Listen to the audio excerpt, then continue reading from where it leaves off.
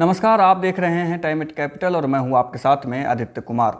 असम में 27 मार्च से 6 अप्रैल के बीच 3 चरणों में विधानसभा चुनाव संपन्न होने वाले हैं।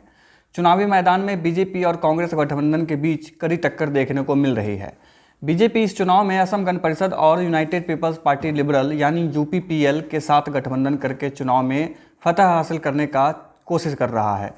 इस गठबंधन में बीजेपी के हिस्से में बरहमपुर सीट भी मिली है।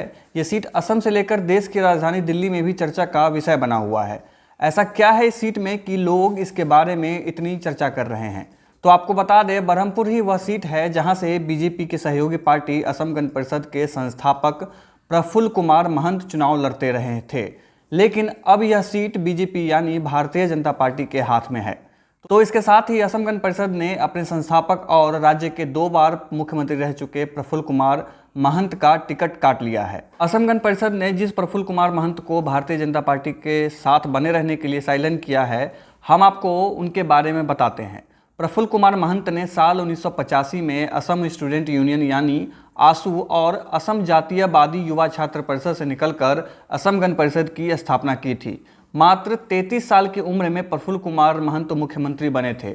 1991 से लेकर 2016 तक के विधानसभा चुनाव में महंत बरहमपुर से चुनाव जीतते रहे थे। साल 1985 में 32 साल की उम्र में मुख्यमंत्री बनकर प्रफुल्ल कुमार महंत ने इतिहास रच दिया था। वो उस वक्त के सबसे कम उम्र के मुख्यमंत्री बनने वाले व्यक्ति थे। महंत ने एक बार बताया था कि साल 1996 में ज्योति बसु ने असम भवन में महंत को प्रधानमंत्री बनाने का प्रस्ताव भी रखा था, लेकिन बाद के दिनों में किसी कारण से वो लगातार राजनीति में पिछड़ते चले गए, जिसका परिणाम यह हुआ कि आज उनकी पार्टी ने ही उन्हें साइडलाइन कर दिया है। हालांकि उनकी पार्टी का कहना है कि प्रफुल्ल कुमार महंत के स्वास्थ्य को देखते हुए उन्हें इस बार टिकट नहीं दिया गया है। जबकि मीडिया रिपोर्ट्स की जिस तरह से खबरें आ रही हैं, उससे पता चल रहा है कि प्रफुल्ल कुमार महंत पार्टी के फैसले से नाराज चल रहे हैं।